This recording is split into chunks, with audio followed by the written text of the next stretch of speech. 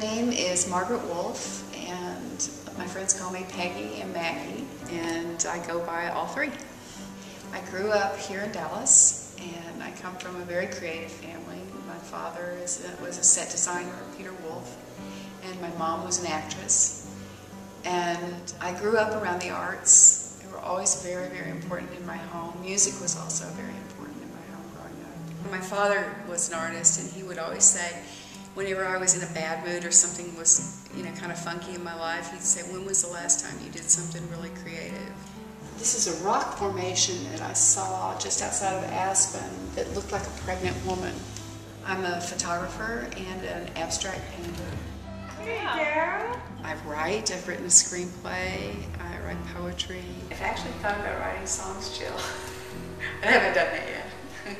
When Jill asked me to create a piece for the show, and she gave me my song, Parallel Lives, I had heard her perform this song and was really impressed. The story of the song, Parallel Lives, is something I've lived. I think a lot of us have lived. And there are huge lessons in living your life, not according to your own heart, your own needs, not being honest with the person that you're with.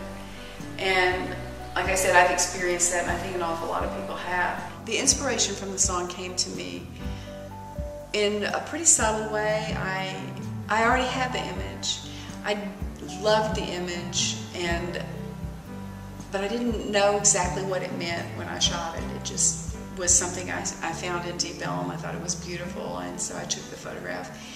And then when Jill asked me to participate, I went through my library and found this image, and it just popped off the computer to me. It just said, "That's the one." It's a window, and there are a lot of reflections, and the outside wall, the inside of the window, and then the actual reflection, which to me is what the song represents, is that there are many, many layers in a relationship, and that if you're living in truth, then those layers kind of dissolve and work together, and living in your complete truth is really the only way you can find happiness. The pursuit of art is a way that I'm able to live my life and live that truth.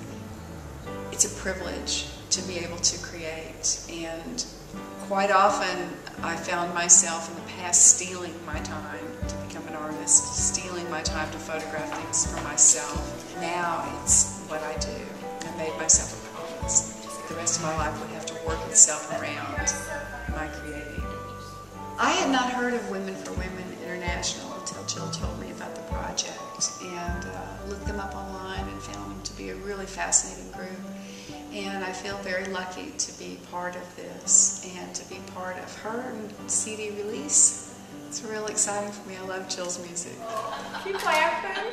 Yay! Of course I love. Being a person who is deeply involved in the creative process is one of my greatest joys in life.